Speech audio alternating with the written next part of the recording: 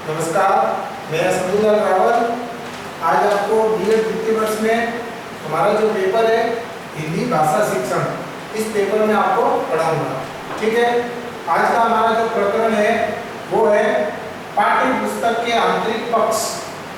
ठीक है, पाठ्य पुस्तक के दो पक्ष होते हैं जो इससे पूर्व हमने पढ़ा, अध्ययन किया कि एक तो होता है आंतरिक पक्ष और दूसरा होता है बाह्य पक्ष। आंतरिक पक्ष में भी हमने जो है विषय से संबंधित बात करी थी, विषय सामग्री के चयन से संबंधित बात की थी।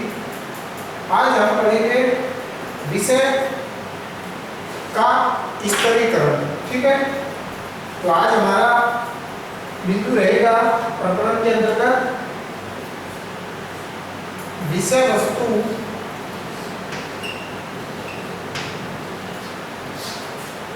विषय सामग्री का स्तरीकरण।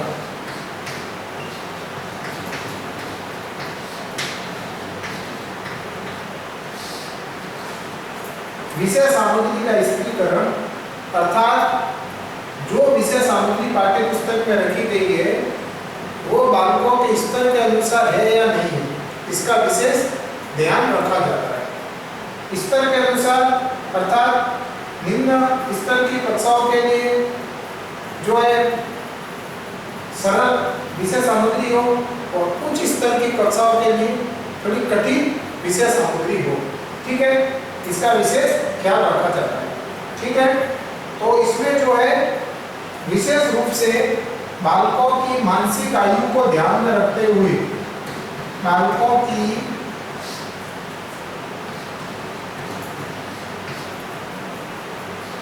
मानसिक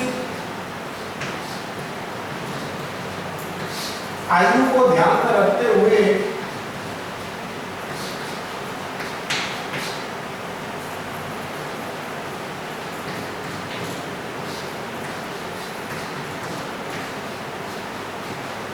विषय सामग्री का चयन किया जाता है। रखते हुए पाठ्य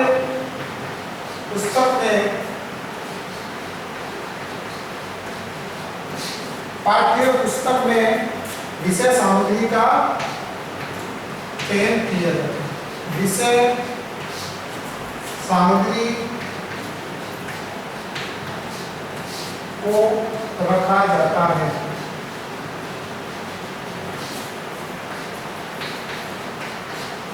जो बालकों के स्तर के अनुसार होती है, जो बालकों के कक्षा स्तर के अनुसार होती है। कक्षा स्तर के अनुसार रखी जाती है।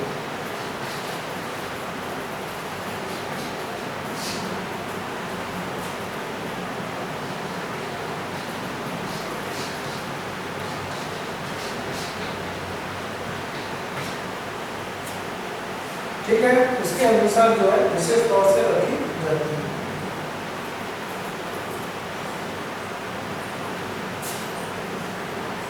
इससे क्या होता है, बालक का जो है वैचारिकता का समावेश भी रहता है।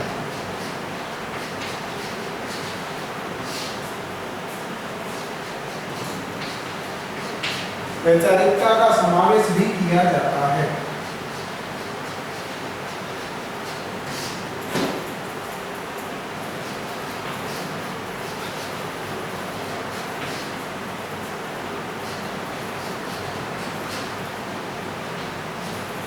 ठीक है, तो हमने जाना बालकों की मानसिक आयु को ध्यान में रखते हुए पाठ्य पुस्तक में विषय सामग्री को रखा जाता है। बालकों के कक्षा स्तर के अनुसार रखी जाती है क्या विषय सामग्री।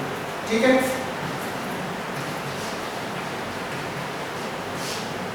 विषय वस्तु या विषय सामग्री है।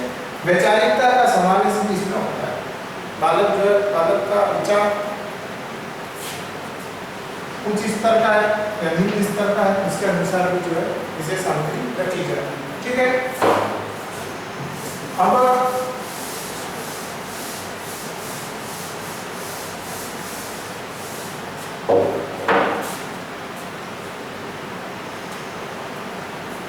क्योंकि विषय वस्तु ज्यादा जटिल ना हो तथा इसके अलावा सूक्ष्मता,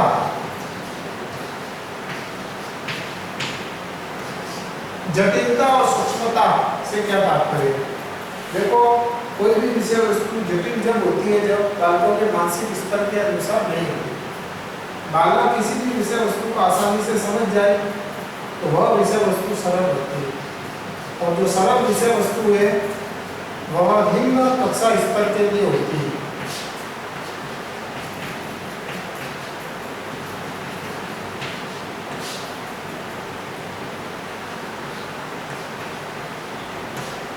और जो जटिल विषय वस्तु है वह उच्च कक्षा स्तर के लिए होती है, उच्च कक्षा स्तर।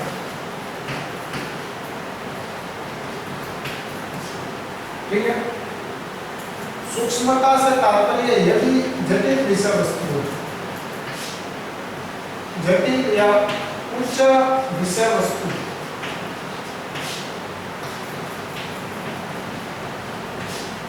जिसमें तर्क होता है, ठीक है, और टिप्पणी होती है, टिप्पणी, तर्क, ठीक है, ये सारी बातें किसमें आती? सूक्ष्मता। सूक्ष्म ज्ञान जटिल होता है जबकि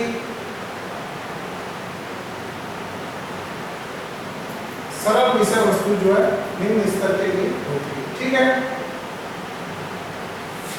अब देखो, अब हमें विषय वस्तु को किस प्रकार से जो बातों के सामने रखना है, तो विषय वस्तु के स्तर,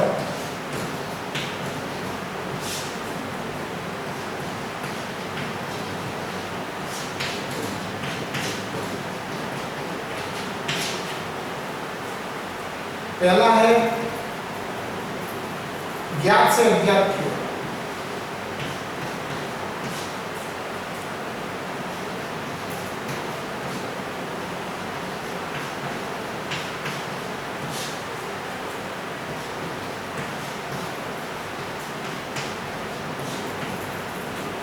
ज्ञात से अज्ञात की ओर। ज्ञात से अज्ञात की ओर से तात्पर्य है ऐसी विषय सामग्री जिससे बालक पहले से परिचित हो। निम्न कक्षा में जिस विषय वस्तु से बालक परिचित है सबसे पहले उसका अध्ययन करवाया जाता है, और उसके पश्चात ऐसे विषय वस्तु का अध्ययन करवाया जाता है जिससे बालक अनभिज्ञ है, अज्ञात है, जिसको नहीं जानता है। तो बालक किसी भी वस्तु को पहले जाने, उसके पश्चात कठिन विषय वस्तु को रखना चाहिए। इससे यह होता है कि बालक पाठ से संबंधित रुचि उत्पन्न करता है, पाठ से संबंधित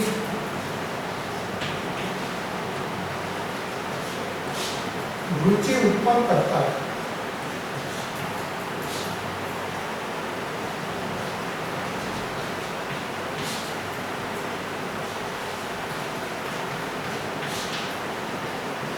बालक पाठ से संबंधित क्या करेगा? उसमें रुचि उत्पन्न करेगा। ठीक है। अगर बालक के सामने पहले से ऐसी विषय वस्तु रख दी जिसको बालक जानता ही नहीं, तो हो सकता है बालक जो कक्षा में रुचि उत्पन्न ना करे और विषय वस्तु से भटक जाएगा, उसका ज्ञान अधूरा रह जाएगा। ठीक है। फिर दूसरा है सरल से जटिल की ओर।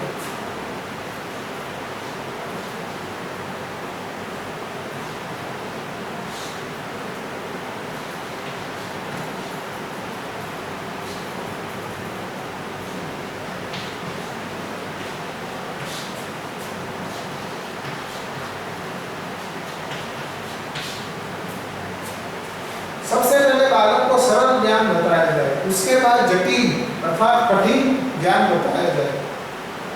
ठीक है। अर्थात अगर हिंदी में बालकों को विषय वस्तु का ज्ञान करवाना है, जैसे कहानियां हैं, कहानी, ठीक है, ये विधा है, गद्य की विधा, कहानी।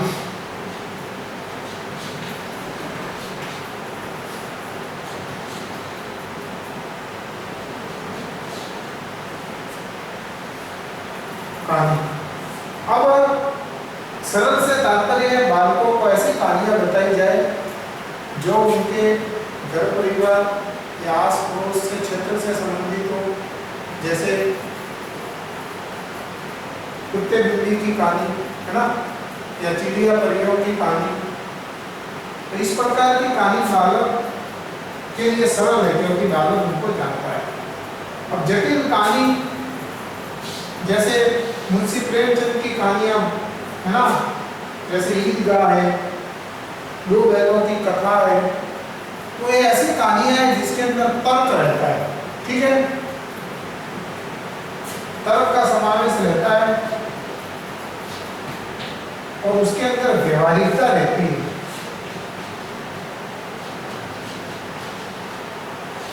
ठीक है, व्यवहार होता है, तर्क होता है। इस प्रकार की बातें बालकों के लिए थोड़ी कठिन है, तो बालकों को जो है चूहे बिल्ली कुत्ते बिल्ली की कहानियां बताई जाए, चिड़ियों परियों की कहानी, चिड़िया परियों की कहानी बताई जाए, तो बालक के लिए वो सरल है। उसके बाद जटिल कठिन स्तर की जो है कहानियों से उसको परिचित कराया जाए। पहले से जो है कठिन स्तर की कहानियां जो कक्षा प्रथम या द्वितीय में रखी गई, जो कक्षा 7, 8 या 9वीं 10वीं में होनी चाहिए, तो बालक उसमें जो है कठिनता महसूस करेगा। और जब कठिनता महसूस करेगा तो हम जो पाठ्य पुस्तक के लिए जो जिस स्तर के लिए जो विषय वस्तु रखी गई है उसके अंदर असफल हो जाएंगे। ठीक है, तो यह था सरल से जटिल की ओर।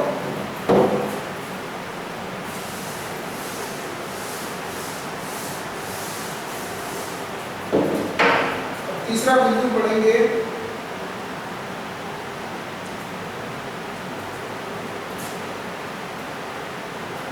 यथार्थ से आदर्श की ओर। यथार्थ से आदर्श की ओर।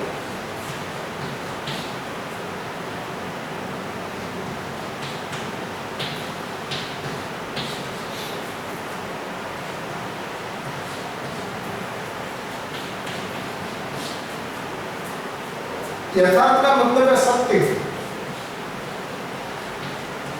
बालक को सबसे पहले सत्यता का बोध कराना चाहिए।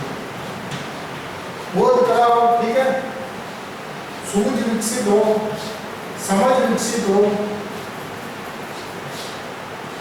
ज्ञान विकसित हो, ठीक है, या संप्रदाय विकसित हो, बोध हो, सूझ हो, समझ हो, ज्ञान हो, ठीक है, संज्ञान हो, तो कैसा हो? बालकों के लिए सत्य प्रामाणिक हो। उसके बाद बालक में आदर्श स्थापित करनी चाहिए। बालक को सबसे पहले विषय वस्तु की सत्यता का बोध कराना चाहिए, सत्यता से बालकों को परिचित कराना चाहिए, और उसके बाद आदर्श स्थापित कर सके समाज में, परिवार में बालक, या विद्यालय में, कक्षा विद्यालय में। ठीक है, जब बालक सत्यता से परिचित हो जाएगा तो अपना आदर्श स्थापित कर सकता है, पर समाज में, परिवार में, कक्षा में और विद्यालय में। ठीक है, तो बालकों को इस प्रकार से जो है सबसे पहले आदर्श बताने जाएंगे तो बालक जो सत्य विषय वस्तु उससे अनभिज्ञ रह जाएगा, सत्यता को वो नहीं जानेगा। तो सबसे पहले सत्यता को जाने, फिर आदर्श स्थापित करने चाहिए किसी भी बालक। और आदर्श स्थापित करना एक भावनात्मक पहलू, भावनात्मक पहलू के अंतर्गत आता है। ठीक है, क्या? आदर्श।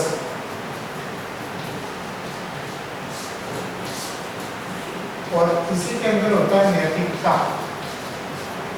ठीक है, नैतिकता का बोध भी जो है इसी के अंदर है।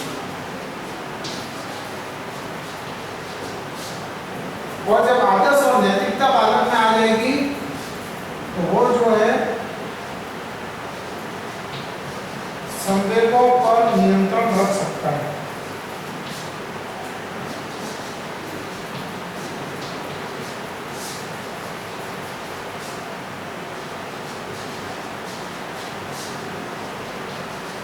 इसी से बालक में आदर्शता नैतिकता का बोध हो जाएगा, जो संवेगों और जो नियंत्रण रख सकता है। ठीक है, और जब संवेगों पर नियंत्रण हो जाता है तो बालक में संवेदनाएं उत्पन्न हो जाती है। संवेदनाएं, बालक संवेदनाओं से परिचित हो जाता है।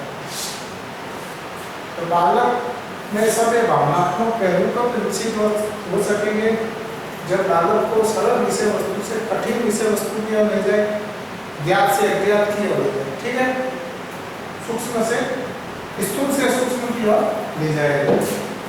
तो पाठ्य पुस्तक में इन्हीं सब जो है इस पर का ध्यान रखना पड़ता है।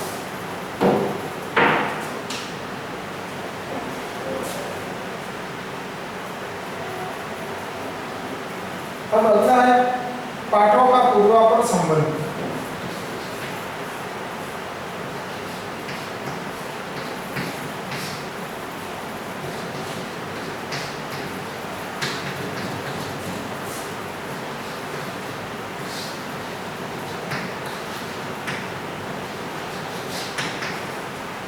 देखो, पाठ्य पुस्तक में जैसे प्रथम पाठ, द्वितीय पाठ, तृतीय पाठ, चतुर्थ और पंचम।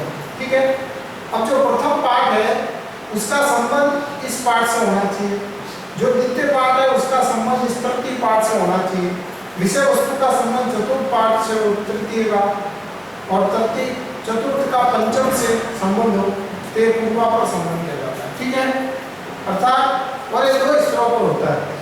तो कक्षा स्तर पर पहला और दूसरा होता है पाठ्य सामग्री स्तर।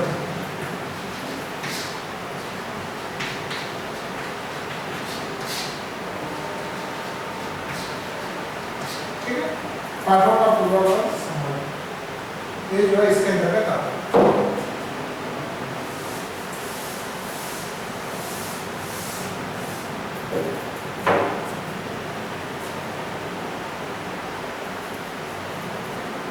अब इसके अंतर्गत है निरीक्षण से तर्क की ओर।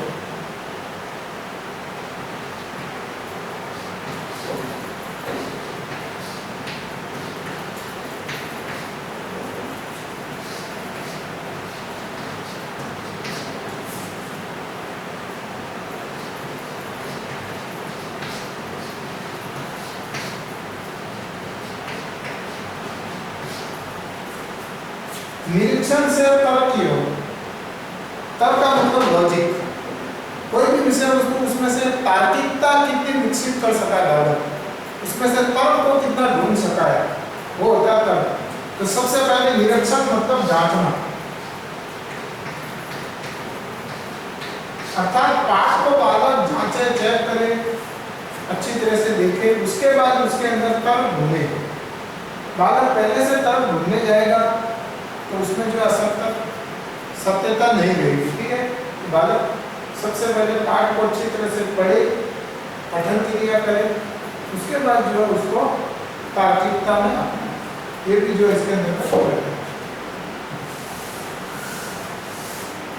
अब हमने जाना, देखो विषय वस्तु का स्तर या स्तरीकरण, यह विषय वस्तु का दूसरा बिंदु था। अब हम पढ़ेंगे विषय वस्तु का प्रस्तुतीकरण।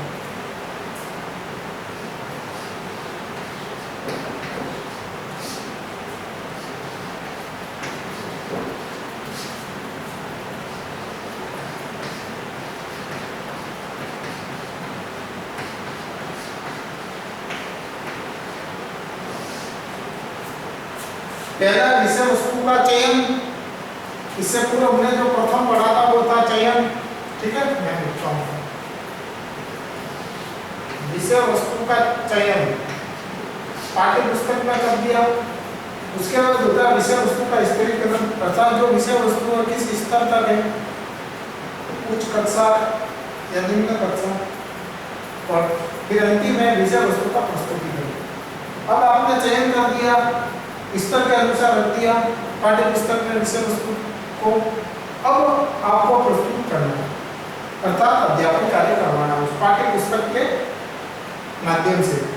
तो इसके अंतर्गत सबसे पहली बात रहती है विविध पाठ। इसके अंदर क्या क्या हमें पढ़ना है?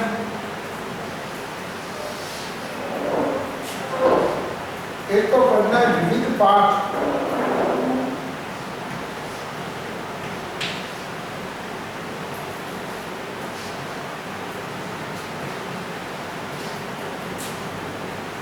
फिर है अभ्यास,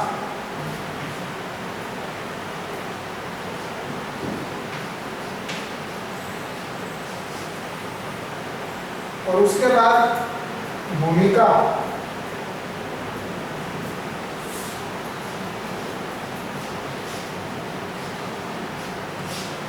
जिसमें विद्यार्थी के लिए और अध्यापक के लिए।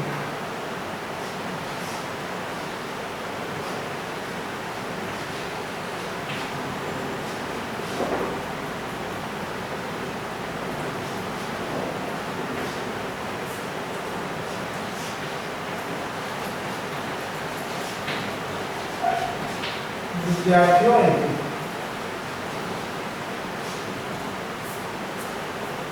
विविध पाठ, अभ्यास अर्थात पाठ के में अभ्यास पुस्तिका हो जिससे बालक स्वाध्याय कर सके।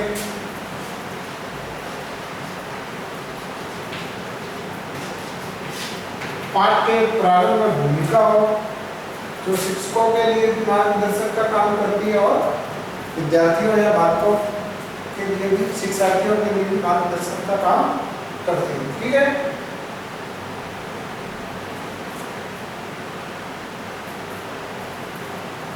अब इसके अंतर्गत और क्या बिंदु है?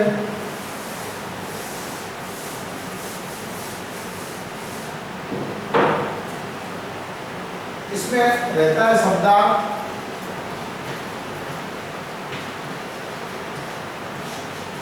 शब्दार्थ का भी समावेश हो, टिप्पणी,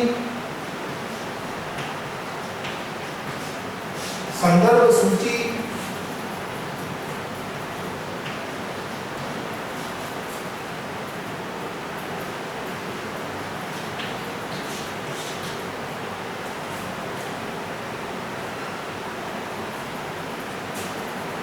लेखक परिचय,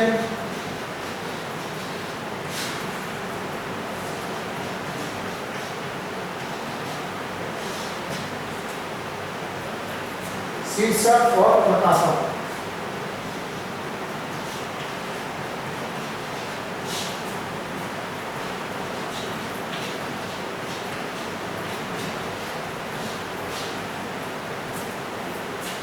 विषय वस्तु के प्रस्तुतिकरण में, पाठ्य पुस्तक में जो विषय वस्तु उसका प्रस्तुतिकरण होगा तो उसमें शब्दार्थ भी रहेंगे, टिप्पणी भी रहेगी, टिप्पणियां प्रत्येक पाठ के अंत में, संदर्भ सूची अर्थात उस पाठ्य पुस्तक में जो विषय वस्तु का समावेश किया गया है वो किन किन पाठ्य पुस्तक का संदर्भ है, किनको आधार बनाकर वो पाठ्य पुस्तक लिखी गई है, पाठ्य पुस्तक का निर्माण किया गया है, वो संदर्भ सूची में आता है। तो उसकी पूरी सूची रहती है किन किन जो निर्धारित पुस्तकें हैं उनका सारा लिया गया है। फिर है लेखक परिचय, जैसे हम पढ़ते हैं महादेवी वर्मा का यात्रा संस्मरण या रेखा चित्र, तो महादेवी वर्मा का परिचय होता है, कवित्री का परिचय है, शीर्षक, इसके अंदर शीर्षक भी रहता है, प्रकाशक कहाँ से प्रकाशित हुई है वो पाठ्य पुस्तक, वो भी उसके अंतर्गत रहता है। ठीक है। तो यह था प्रस्तुतिकरण के अंतर्गत मुख्य मुख्य बातों का समावेश। अब इसमें रहती है प्रमुख विधाएं। अब हिंदी की बात करें, हिंदी पाठ्य पुस्तक में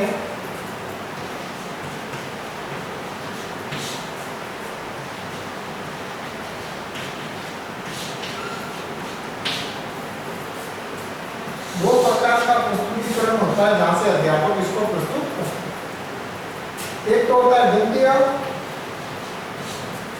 फिर होता है पद्य, होता है काव्य। गद्य, पद्य और काव्य। तो पद्य के अंतर्गत साहित्य शास्त्र,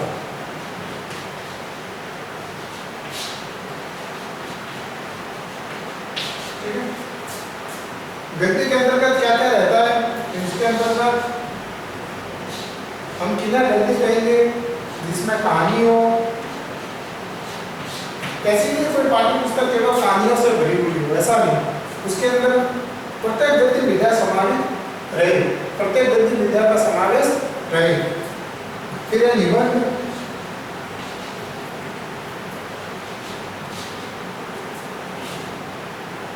इसके अलावा उपन्यास। उपन्यास का अंश रहता है ना, क्योंकि पूरी पाठ्य पुस्तक, एक उपन्यास पूरी पाठ्य पुस्तक जितना भी होता है लेकिन उसका अंश रहता है। इसी प्रकार से नाटक का अंश रहता है, पूरा नाटक विस्तारित नहीं होता है। नाटक और रेखा चित्र, ठीक है। यह प्रमुख विधाएं रहती है जिसका कहानी, निबंध, उपन्यास, नाटक, रेखा चित्र, ठीक है। ये किसी भी स्तर की पाठ्य पुस्तक में गद्य विधाएं रहती है। इसके अलावा और है जैसे यात्रा वृत्तांत है, संस्मरण है, रिपोर्टाज है, डायरिया है, ये भी इसके अंतर्गत रहता है ना। और पद्य में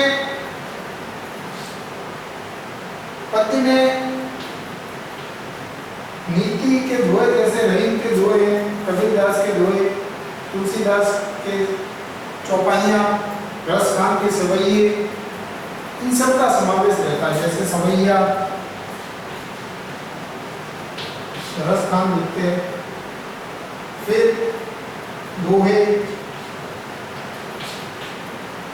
जैसे रहीमदास के दोहे, कबीरदास के दोहे, अन्य प्रकार के, और चौपाइयाँ, पद जैसे मीराबाई के पद रहते हैं, सूरदास के पद में आते हैं, सूरदास के पद, मीराबाई के पद, ठीक है। इस प्रकार से पदों का भी संभालना रहता है। काव्य शास्त्र में रहता है जैसे काव्य गुण हो, काव्य दोष, इसके अलावा अलंकार, छंद, इन सब का समावेश रहता है, ठीक है।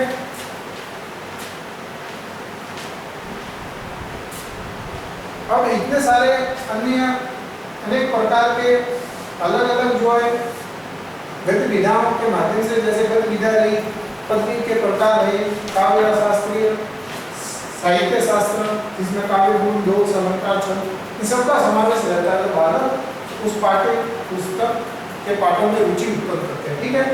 तो इस प्रकार से हमने आज जाना पाठ्य पुस्तक के आंतरिक पक्ष, जिसमें पाठ्य पुस्तक का चयन, पाठ्य विषय वस्तु का स्तरीकरण, विषय वस्तु का प्रस्तुतिकरण, क्या क्या प्रस्तुत होने वाला है, इन सब का समावेश पाठ्य पुस्तक में रहता है, ठीक है। तो इसे समझने तब आपके लिए गृह कार्य है।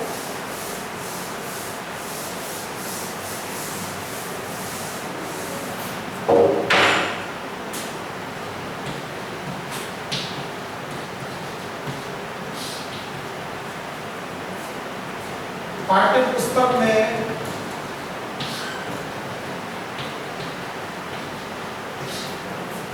विषय वस्तु के,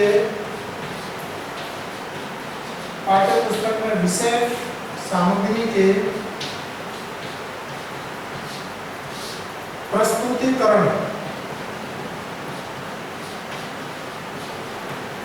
से क्या तात्पर्य है?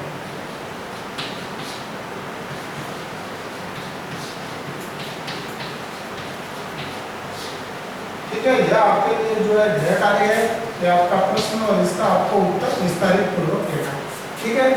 तो छात्राध्यापकों, जैसा कि आपको अच्छी तरह मालूम है, कोरोना महामारी का दौर है, तो इसमें अपने आप को बचा के रखना है, और सबसे बड़ा हथियार है हमारे पास में मास्क और हाथ को सैनिटाइज करना, ठीक है। इसका ध्यान रखें। धन्यवाद।